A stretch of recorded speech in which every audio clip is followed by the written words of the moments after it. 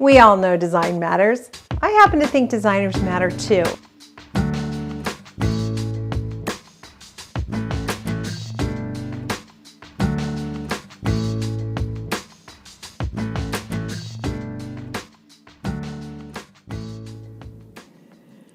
Hey everybody, welcome to Business of Design, episode number 110.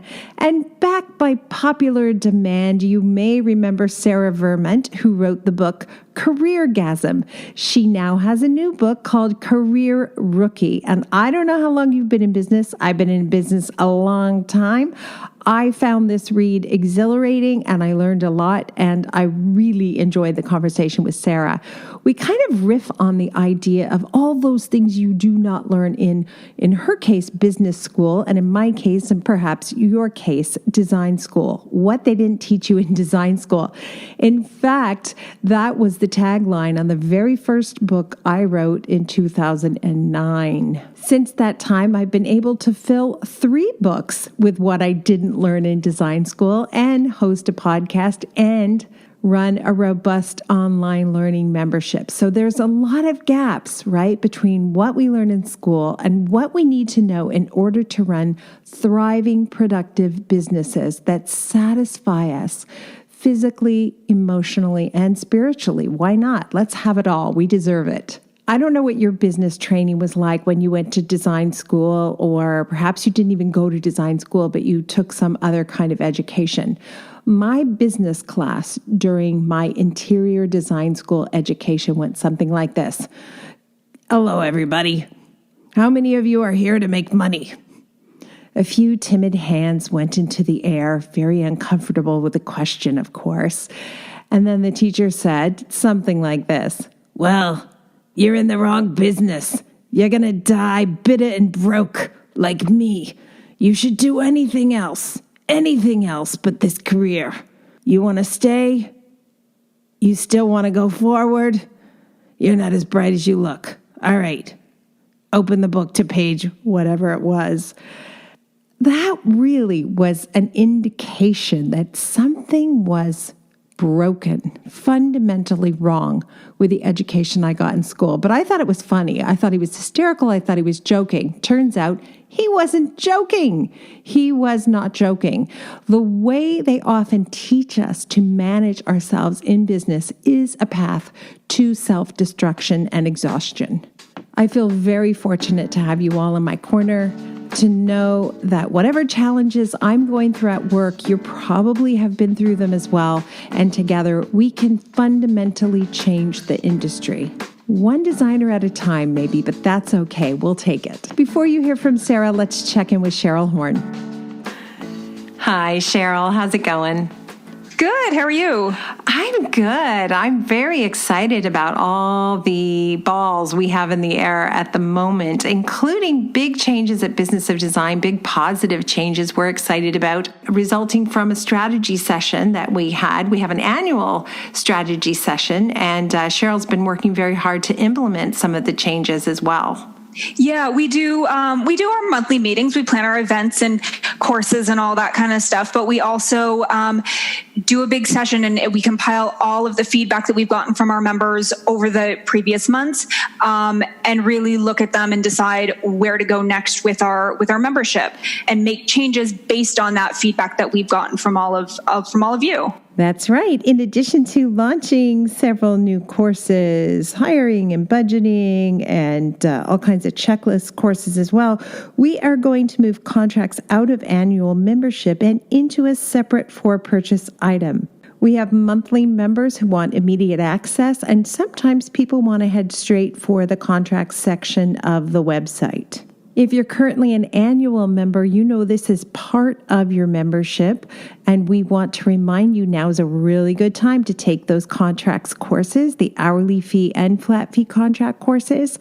You have those included as part of your membership currently, and that won't change until August 1st. As of August 1st, those will become a separate purchase. We are going to remind you, members, because we love you so much, to make sure you take those courses and download those contracts before August 1st. But if you've been thinking of transitioning from monthly to annual membership, there's great incentive to do it because those contracts would be included as part of your membership. Another great change, thanks to you guys, we will be allowing monthly members to also take CEU accredited courses. Did you know you can take 2 years worth of CEUs on Business of Design? So if you're an interior designer who belongs to a professional association like ASID or ARIDO, make sure you take advantage of that as well. If you're not yet a member, it's a great time to join because you will have access to both contracts immediately. And if you are a member, let's get busy. Let's show up to those monthly coaching calls. You can ask me anything. And we've been having some really robust, dynamic conversations on those coaching calls. You guys are really testing my mettle there, and I appreciate it. We are also launching in 2019, as promised, our operations manual course. And again, that is something that will be sold separately. For those who need it immediately, you'll be able to take the course and download the operations manual that we use at Kimberley Seldon Design Group. So we're excited about those 2 projects. Those are big babies that took a long time to get off the ground. So we're looking forward to having those launched. Right, Cheryl? Yeah, that's going to be great. And also for members right now, the hiring course is live. If you've been thinking it's time to hire before you do anything, I strongly encourage you to use our hiring process. It really works. It was hard-won, hard-earned. I remember what it was like before I had this process in place and how futile my efforts at hiring were and what it's like now. And Cheryl, you were the first product of a solid hiring system.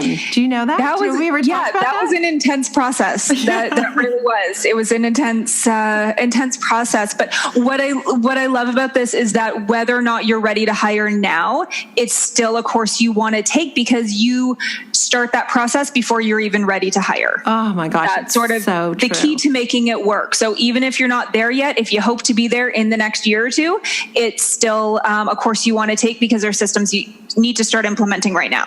That's right. And I hope you all are lucky enough to find a Cheryl Horn. I really do, Cheryl. Oh, thank you. Also, I do want to mention Santa Monica Elite Retreat, October 24th to 27th, $2,800 gets you a front seat to intensive learning. We'll be talking about evaluations, less is more, how to work with fewer clients but make a lot more money. We'll be talking about how to hire, how to fire, how to evaluate the staff that you have. So much fun as well. Home tours, garden tours, a little bit of toes in the sand action, a little bit of drinking. Let's be honest, it's going to be a lot of fun. We'll handle your breakfasts, your lunches, your learnings, and we will take really good care of you. Get yourself to Santa Monica, October 24th to 27th. Everybody sign up. Can't wait. And I love that half the attendees that have already signed up were from last year's retreat. So I think that's a testimonial right there to show how much they got out of it, that they're joining us again. So I'm excited for it.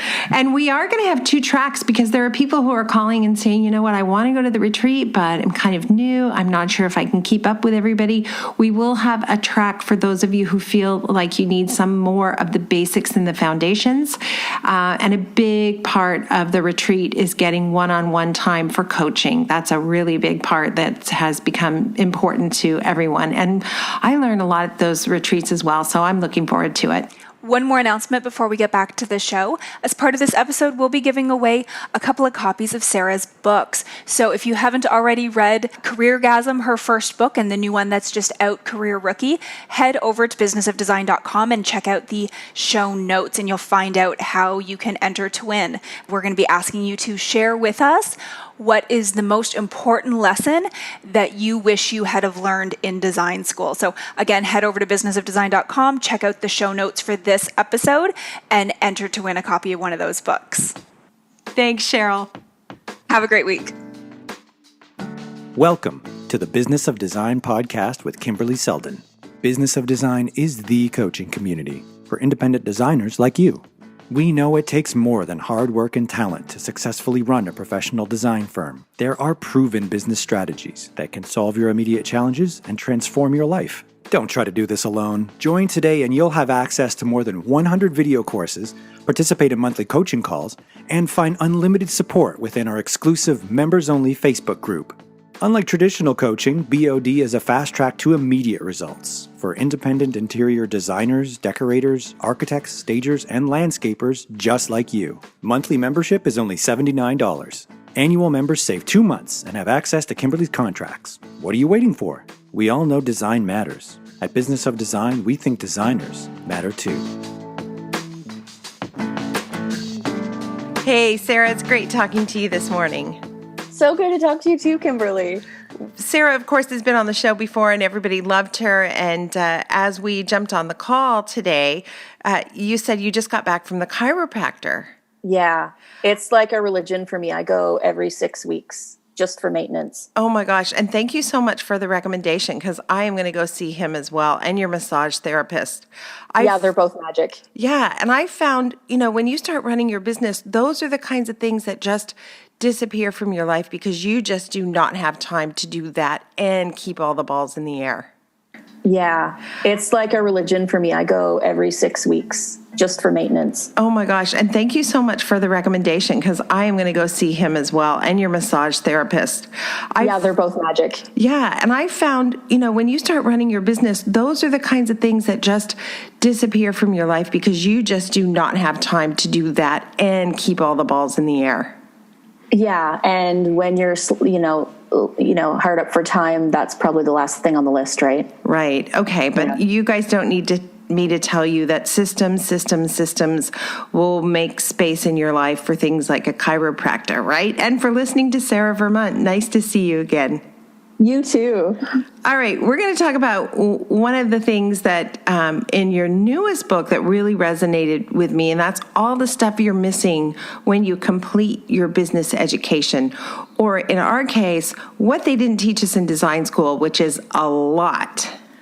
Yeah. And so you and I are in different industries. You're a designer, I'm a coach, but we have this same thing happening in our industries where our schools prepare us so much for the actual trade and the practice of our work, but very often so little on the business side of things, which is essential if you want to have a successful practice. Well, and we go out thinking we're ready when in fact we're like, it's like a 1-arm push-up. I might have prepared for a 2-arm push-up, but not a possibility I'm going to be able to do that 1-arm push-up.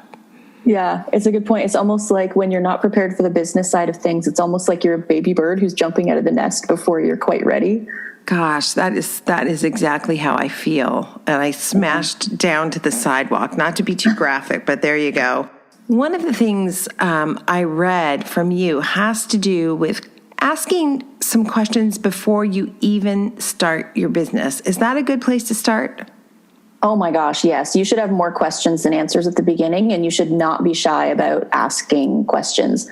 One of the things I talk about in the new book, Career Rookie, is that clarity should always come before strategy. So clarity first, then strategy, because if you're an intelligent person, you can probably build a strategy in any given direction, but if you want to actually enjoy your business and build the business you want to build, you really do need to get clear on what it is you want, who you want to work with, how you want to work, which systems are going to work for you. And so asking all of those questions and experimenting until you get clarity is super essential, no matter what kind of business you're building, actually. So I thought I had clarity because when I graduated from design school, it was a terrible recession. I couldn't find a job working for anyone else.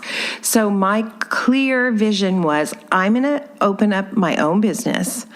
I'm going to work really, really hard.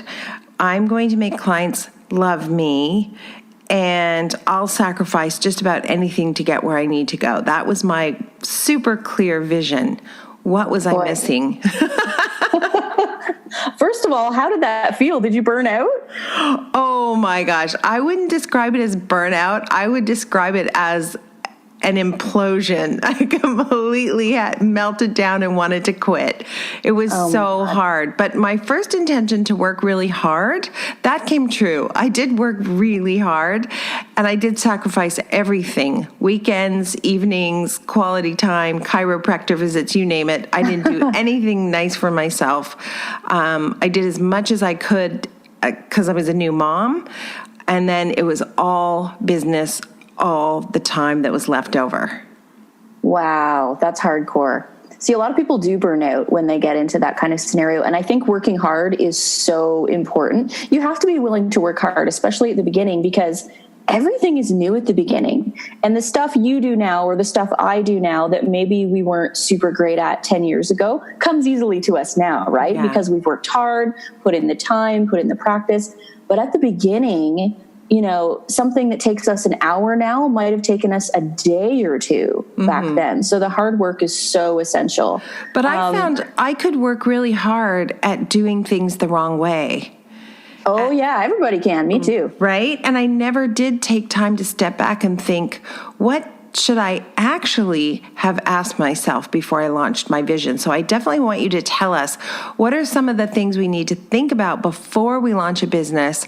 And if we're already in business, can we go backwards and implement? Right. So there's a few things you have to think about in business. And we might have touched on this briefly last time, but I would really like to get into it.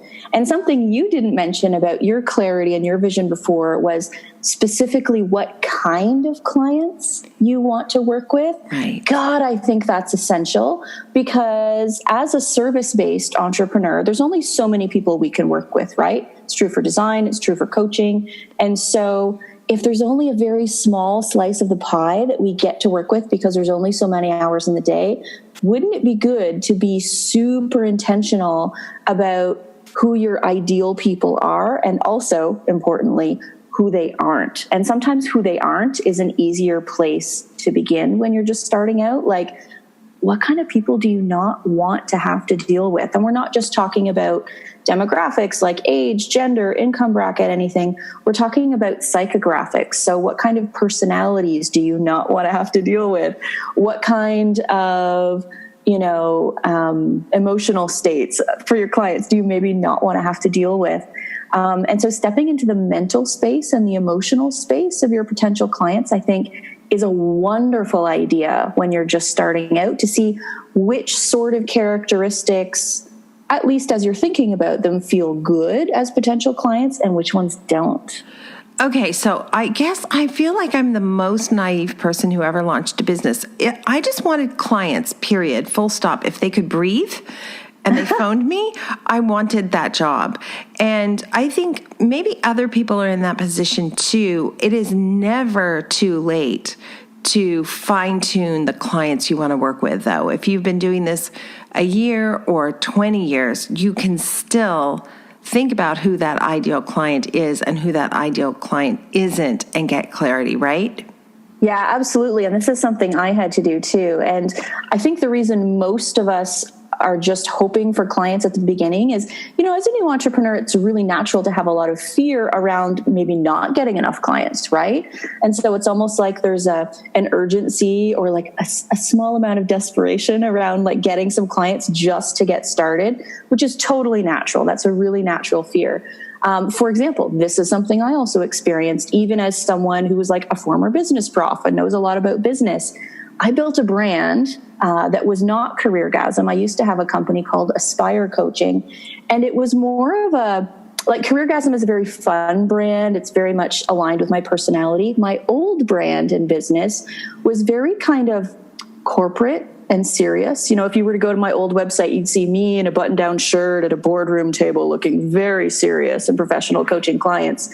And that just wasn't me. The problem with that is it attracted very corporate clients that I didn't want to work with. Right. So I too had to fine tune and really think about the kind of people I wanted to work with, because I started noticing that I was attracting the kind of person I didn't want to work with. So in my case, and maybe in the case of some of your listeners, I had to do a rebrand partway in. So in my case, I burned that sucker to the ground after about 5 months and just built an entirely different brand. And man, did it make a difference. What do you say to that person who says, but I'm afraid to narrow my focus and eliminate a sector of the population as potential clients because I don't have enough business?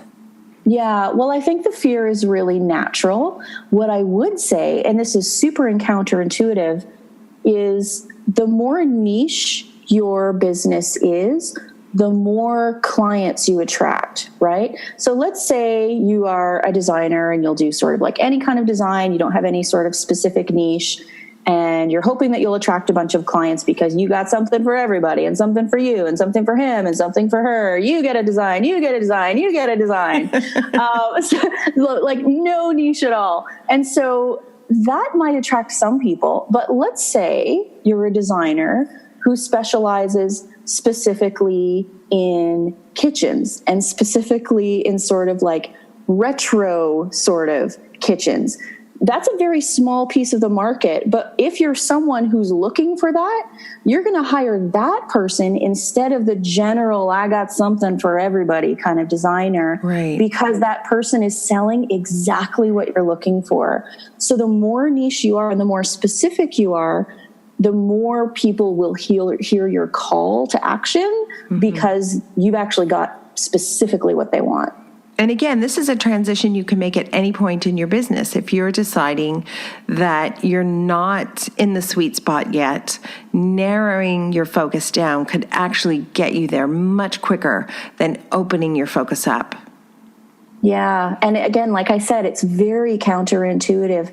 And it requires a bit of courage to do this because the fear is that you will lose some of your clients. What usually happens actually, whether it's design, coaching, whatever, you actually end up losing the clients that you didn't love anyway because they weren't, you weren't working in an area that was your particular forte or something that you enjoyed. So it's a pretty great trade-off, actually. It really is. But what you said there is so true. You do have to have courage. I so often go to conferences or I'm on panels where they talk about use Instagram to get new clients or, go create an online design package to get new clients. I very frequently think none of those things is going to get you new clients the way narrowing your focus down will get you new clients. Yeah, and it's important to narrow your focus first and develop your niche before you start using those tools. Like as a part of the branding process, there's no point in hustling all the time on Instagram if you have a brand that is kind of diluted and doesn't say much and doesn't really appeal to people. So you have to work on the brand first, which is narrowing the focus, probably narrowing it more than you're even comfortable with, right, and then using the marketing tools. So in my case, I have said for many, many years, my ideal client doesn't want to lift a finger. They do not want to do this complicated, time-consuming, challenging work. That's why they hire me. They don't hire me because I make rooms look beautiful. Millions of people do that. They're looking for someone to do all the work that they don't want to do. I, at one point, hired a business coach who said, you have to do online design. That was so inconsistent with my brand, right? Wow. How do you fit that in to, if you don't want to lift a finger, but I also offer this online design for everybody who wants to lift all the fingers. Like you really do have to say no, like say no more than you say yes, right? Yeah, and in your case, that is wildly inconsistent. Like your client isn't a DIY person at all. No. And so an online offering is not for them. In my case, my clients like high touch, like I meet with my clients in person. There's a lot of intimacy with my clients. And so most of my work as a coach is in person, which is rare in the coaching industry, actually. Most coaches do have online programs and they do calls over the phone. And so some of what, business experts might suggest as like the right thing to do aren't right for my business either. So you really do need to be clear on your own. Okay, so ask ourselves questions about who my ideal client is and who it isn't. And you may not have all the answers. You're going to take your best guess at it, but you'll continually narrow that down until you get to something that really resonates. Like for me, my clients don't lift a finger. That just, boom, that was it for me. what are the other questions we need to ask ourselves as we're launching a business or as we're really desperately needing to groom our business? Yeah. Let's say you're just starting out in business, or you're sort of curious about starting your own design business. I think it's really good to get honest with yourself about your characteristics and traits and abilities. So a very important, very general question to ask at the beginning is, okay, how's your work ethic? Like, are you someone who can motivate yourself to get the work done? If so, amazing. Maybe you sort of set up shop as a solopreneur. If you're not someone who can be self-motivated and you need some sort of external accountability, you have to make sure you factor that in, whether it's a business partner or setting up some sort of systems for accountability with your clients, or some sort of mastermind group, or something where you have to prepare something and have your game together when other people are expecting it of you. Because not everybody is self-motivated, and that's okay. But if you're not, you have to put some systems in place to make sure that you can sort of have that provided for you so you can be successful. It's crazy. I'm going to go out on a limb and I'm going to say, I think 99% of the designers I meet who are solopreneurs are highly self-motivated to the point that they have to do everything themselves, or they think they have to do everything themselves. And they are just flat out working as hard as they can work, but not gaining the satisfaction of really being the boss. Okay. So there's a big difference between being self-motivated and I'm raising my hand here, guys, being a little bit of a control freak.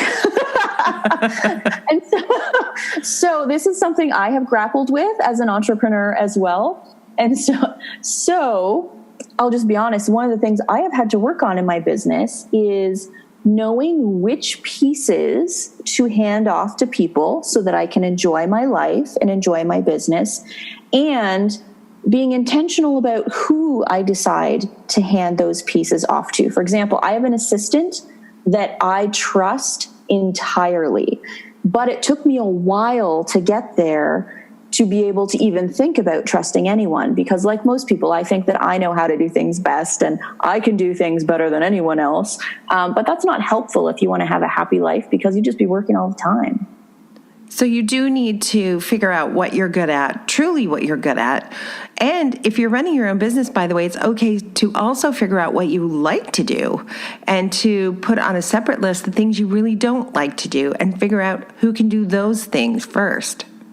Yeah, it's so key. Even when you're first starting out, if you don't have, a lot of people don't have the finances to have a whole team at the beginning, right? But there are usually some pieces that you can outsource if you wish, for very little cost, if they're the pieces that drive you crazy, or if they're the pieces that you don't actually have the skill with. Like, a really important question for people to ask is, am I good at the business side of my design business? You're probably great at design, but are you good at all the moving pieces on the business side? So things like sales and marketing and strategy.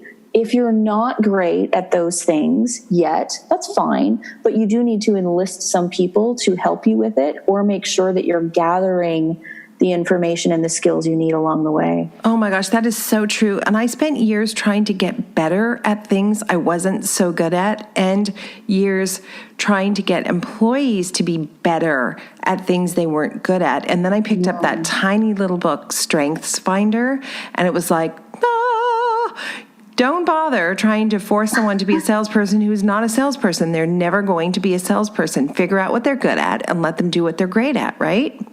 Yeah, and that goes for us too, right? Like, if some of your listeners are not salespeople, they should not be trying to make their own sales. They should be enlisting support so that someone else can take the reins in that regard. Thank you. I say that all the time. If I could go back in time, the first thing I would do is hire someone to answer my phone, because sales, and particularly hard sales, really not my strength. I didn't have time to actually answer the phone well. And somebody who's answering the phone who's not an interior designer is not going to be dragged down a rabbit hole of answering 50 questions before you get that person to sign up for a consultation. So yeah, I totally agree with that. Yeah. Something I am not good at and do not enjoy is Administrative details, minutia. And I'm also not good at anything technical, really. And so to be honest, for the first couple of years of my business, I would try to grind through that and maybe teach myself some of that, or, have a work at home in sweatpants day to get through the administrative crap. And I've realized that stuff just frustrates the hell out of me and is actually kind of a waste of my talents because I'm better at other things. And so I should be devoting my time to other things in order to make my business successful, and having someone else do the stuff that I'm just not great at and don't enjoy. Gosh, yes. Okay. Why didn't I meet you like 20 years ago? That would have been so helpful. Thank you. It's been good for us both. Thank you, Sarah. Yeah. I know in Career Rookie, one of the things I resonated with are the two different methods you suggest you have for building a business. What are those two methods, and how do we apply either one of those? Right. So in Career Rookie, I talk about the difference between reverse engineering your business or feeling it out. And the truth is, most of us have to sort of toggle between those two strategies. So reverse engineering, of course, is what we all wish we could do. We could have a little plan, make a business plan, have it all ironed out, see what other people are doing, and maybe work backwards to see, what are the steps they took to get there? Okay, I'm going to reverse engineer it, and then I'm going to do that too. This is the way all planners and control freaks like to run their business. So I got to tell you, this is the way I wish I could run my business all the time. So it's the ideal situation and what we all hope for. So when you know what you want and you know how to get there, reverse engineering is great. When you don't know what you want, or even if you do know what you want, but you're not quite sure how to get there, what we have to lean on is, it feels less strategic, but what we have to do is just feel it out. We have to try some things, which is really scary, right? If you're not sure if it'll work. But it is absolutely essential if you're going to move forward. Because what happens if you don't know what you want, or maybe you're not sure how to get there, what happens for people is they tend to stay in paralysis until they have an answer. And what's actually much more productive is trying a little something and then tweaking, trying something and then tweaking. And so a lot of business is actually iterative. Like I'm 6 years into my business now, and I'm still experimenting with things, trying with things, refining them, tweaking them, notice what feels good for me and my clients. And that's actually a really beautiful way to do business sometimes. So long as you have the essentials figured out, feeling it out can be beautiful. And what most of us as entrepreneurs have to do, and you've been doing this for a while too, is like reverse engineer when you know what you want, and then feel it out when there's a couple of question marks, and toggle back and forth as necessary. Feeling it out is a little more stressful than reverse engineering, obviously, but it can lead to some really great creative results in your business. Oh my gosh, I felt it out, but I was so busy, I didn't take time to evaluate how successful my methods were. And so what happened for me, I just kept trying the same thing over and over and over again, but trying harder, working longer. I kept saying, I'm going to work smarter, not harder. But all I did really was work harder. Right. So you do have to take time to evaluate whether or not what you've just tried works, right? Yeah, absolutely. I started doing something interesting last year, actually, which is at the end of every month, I will spend just about 2 hours on a weekday morning, usually on the last day of the month, sort of going over what's working for me in my business and what's not. Actually, I do this not just for business, but my whole life, like what's working for me in my business and my life and what's not.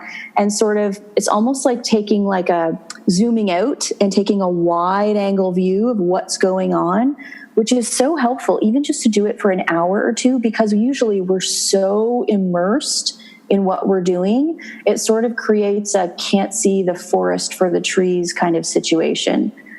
So you're so right. Evaluating what's working is so important.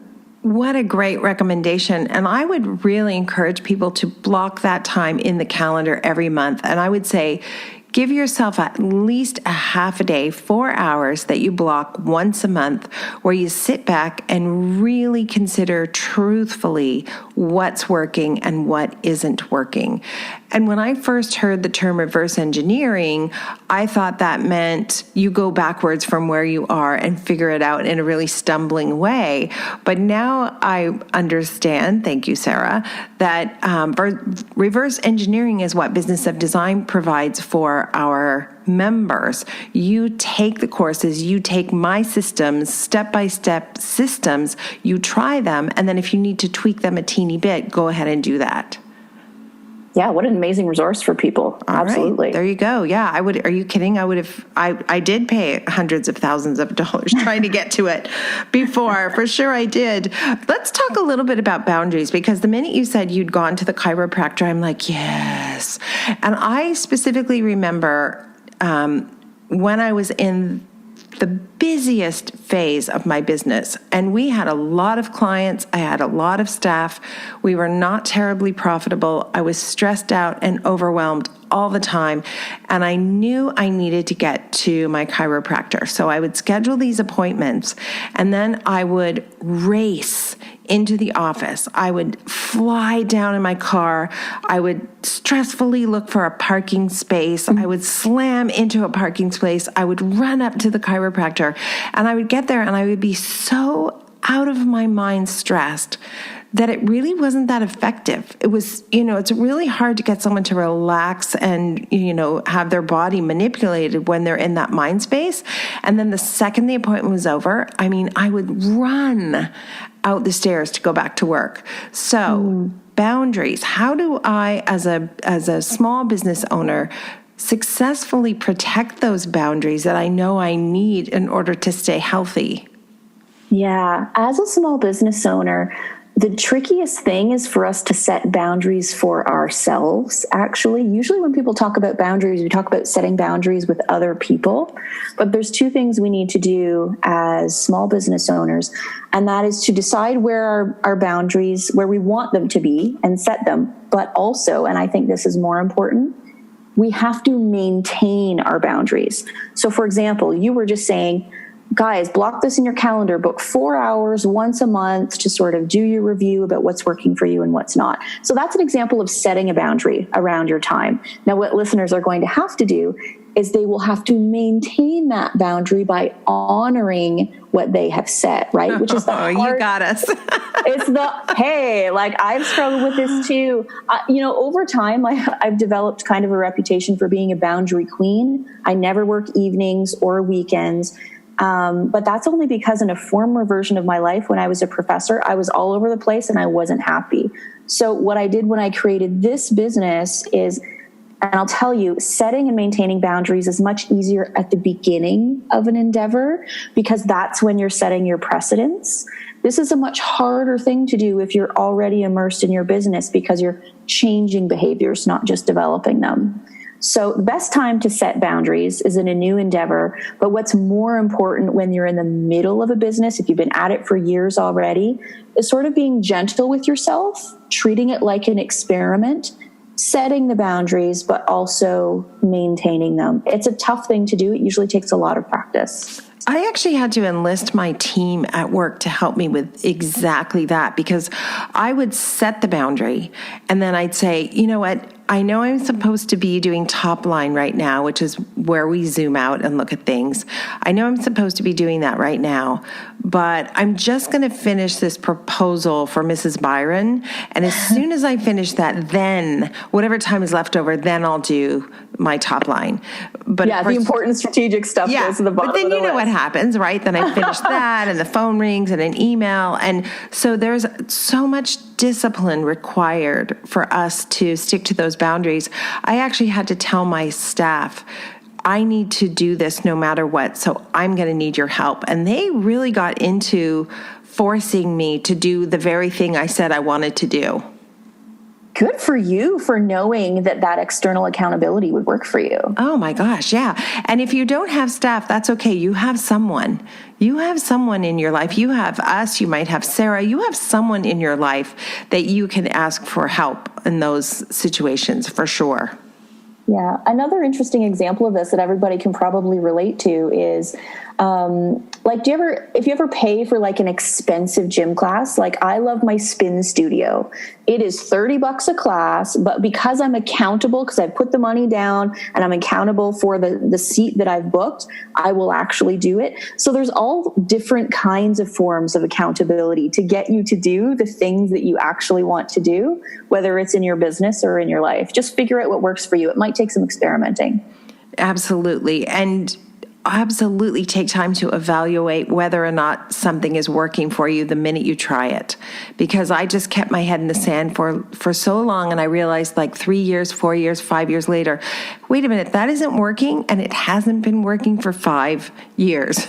If I had just looked up a little bit earlier, I might have figured that out. Yeah. There are a lot of people who come into interior design as a second career, like you came into coaching as a second career.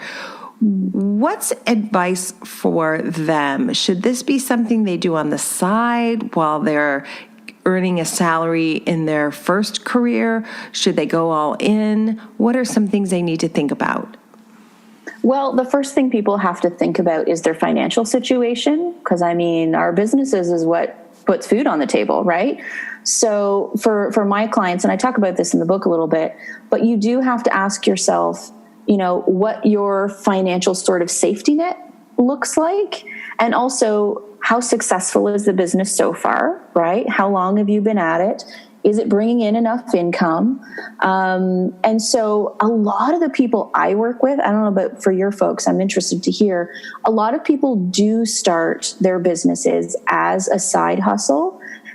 And I actually think this is a really lovely approach at the beginning, because it gives you a little bit of a safety net, and it gives you time to work out the kinks and solve all the problems and put out all the fires while you still have a little bit of financial support for your business. Listen, if you have a nice little nest egg that you don't mind using while you're building the business, that's fine too. But that's not something that everyone has. So I would say 90% of the people I do business development for, they're all doing it as a side hustle while they're doing something else. Now, we were just talking about boundaries. Boundaries is even more important if you are someone who has a side hustle, because you've got your regular full-time gig and you have to carve out some space for your business as well. You have to carve it out and you have to protect it if you want it to take off. Yeah, absolutely. And that reminds me, going back to the conversation about boundaries, your contract can list all of your boundaries. And that helped me as well. Once I put in my contract that we work Monday to Friday, 9 to 5:30, I realized that I was giving clients a mixed message when I responded to them on Saturdays and Sundays. So initially I had to put those boundaries into the contract and review those boundaries with the client, and then ultimately, they just became so actualized, they're not even in my contract anymore, but I wouldn't consider working on a Saturday or Sunday unless I wanted to do some catch up on my own, because I took Tuesday, Wednesday, Thursday off to do whatever. Mm-hmm. Yeah. So it's nice that you were able to do that. And also, you made a good point. It's important to let your clients know what your boundaries are. Don't leave them guessing. The more transparent you can be about how you work and how you're going to interact together, the better, the smoother that relationship is going to go. Mm-hmm. I had to let a client know recently that I don't accept texts from clients. It's not the first time that that's happened, but she sent me a text. It was a lovely text. There was nothing wrong with the text. But I said, thank you for understanding this, but I use texts for my children and my family and emergencies.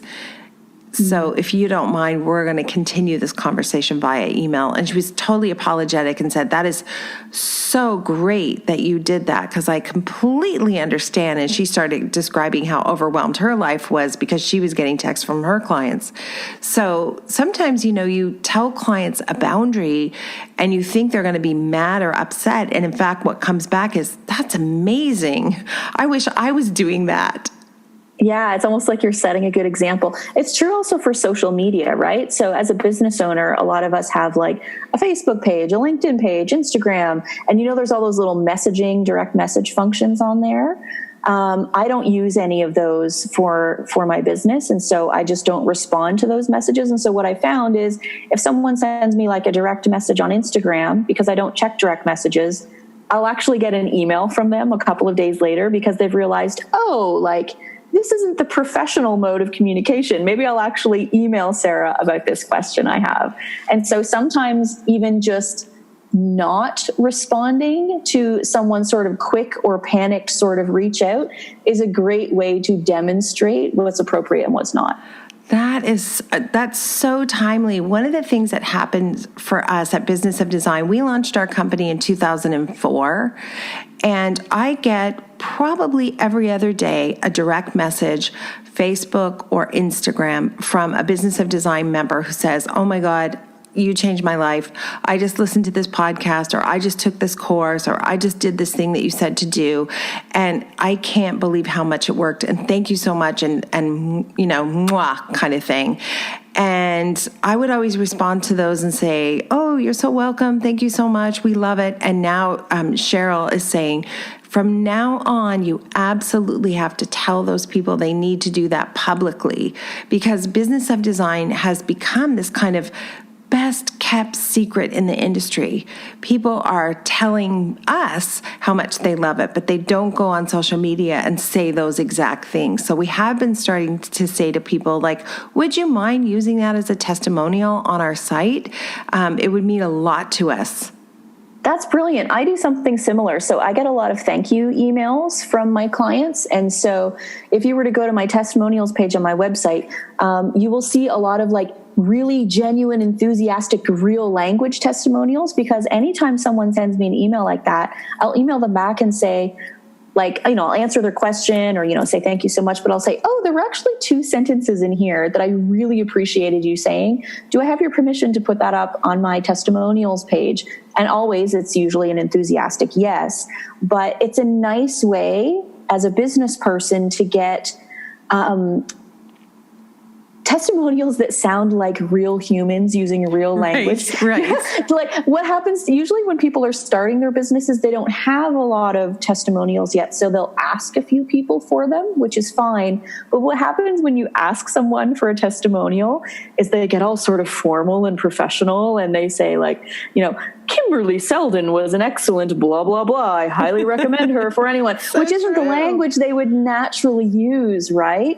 And so capturing those authentic words of thanks is a wonderful thing to do as a business person, because someone who's maybe landing on your website or something, or, you know, seeing your Google reviews or whatever, will read that and it feels like real thanks from a genuine person. Oh my gosh, we definitely have been doing that at Business of Design. We have more than 100 testimonials with people's pictures and where they're from on the website. But it's really funny to say this.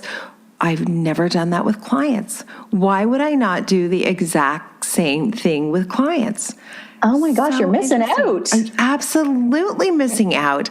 And imagine how powerful it would be on your interior design website to see 100 testimonials or 20 testimonials from real people saying real things about how fabulous you are. Yeah, and you can be sprinkling those in on your sales pages as well. That's something I do too. Wow. Okay. See, I'm always tweaking my business, always. And you would think it's so evident. If it's working at Business of Design, why would I not immediately roll that into my interior design firm? But there you go. It took Sarah to bonk me on the head and wake up. Well, this is what we've been talking. Remember, we were talking about feeling it out and constant iteration and tweaking. That's exactly this. It never stops. And really, we shouldn't expect it to stop. But I'm a type A control freak. I hear you. Me too. I want a business plan that is in concrete. I want stone tablets on the mount and nothing to change. That is just not happening for me, Sarah. Yeah, I know. Me too. I want those things too. I am like a certified control freak as well. And the trouble with having stone tablets or things, you know, built in concrete is they're not flexible when you need them to be flexible, right? Sometimes you got to take a hammer to that concrete. Yeah, I've found that life has done that for me. It's taken a hammer to it. So it's okay, even if you're in business for 15, 20 years, it's okay to transform, revamp, change how you're doing things and how your business is set up. In fact, it might be better than okay. It might be amazing.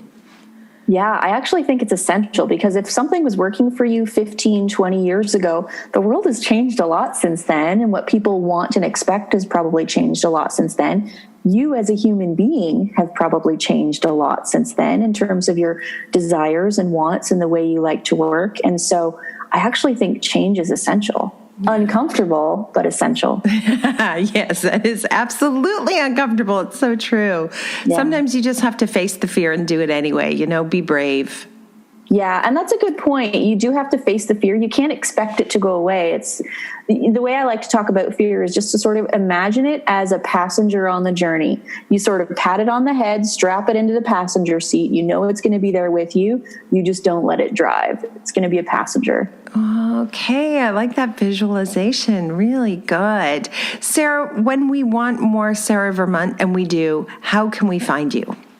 You can find me at careergasm.com, and I'm at careergasm on Instagram and Twitter and Facebook. Okay, and Career Rookie. Yeah, that's a new book. I just had a book come out this month called Career Rookie, a Get It Together guide for grad students and career newbies. And my first book came out 2 years ago. That's Careergasm, Find Your Way to Feel Good Work. It's so funny, but I'm positive if I had picked up the Career Rookie book when I had been 15 years in business, it would have completely changed my approach to revamping my business. So sometimes you can be a rookie after many years of trying your very best to get it on your own. Always something to learn. Me too. Always. All right. So we like to end every episode with something we call design intervention. Actionable advice that you think is going to make a huge difference in someone's life right away. Okay, this might come out of left field, but something that has changed my life in a huge way that I recommend to a lot of people is meditation. And I find it's not only helping me in my life, but in my business. And I am not a hardcore meditator because my mind is always going. I'm always on that hamster wheel. So what I do is I use the app called Calm, and I just do 10 minutes of guided meditation every morning. And so I love that it's guided because it helps me get off the hamster wheel of thought because I'm listening to someone telling me to focus on my breath. And man, it helps me start my workday in a much calmer state, which is so important if you want to make good decisions throughout your workday. Wow, that's a great recommendation. It's called Calm. Okay. The only time I can effectively meditate is after a yoga class. I'm just spent and we hit that mat and I can really get into it. But I think first thing in the morning is a really good time to hit that stance. Yeah, it's working for me. Oh my gosh. Thank you so much for coming back. I really appreciate it. Looking forward to hearing from you next time as well. And I'm really looking forward to hitting your chiropractor up. Oh, good luck. I know you'll love it. Thank you. Thank you so much, Sarah. Thank you. Thank you for being a part of the Business of Design community. If you love what you hear on the podcast, take the next step by signing up at businessofdesign.com. As our thank you, you'll gain access to Business of Design's 15-step project management strategy, a free introductory course which includes 3 Business of Design systems you can implement for immediate results. And when you're ready for success, a Business of Design membership, monthly or annual, will dramatically improve your business and your life. What are you waiting for? Together we will achieve extraordinary results. Start today.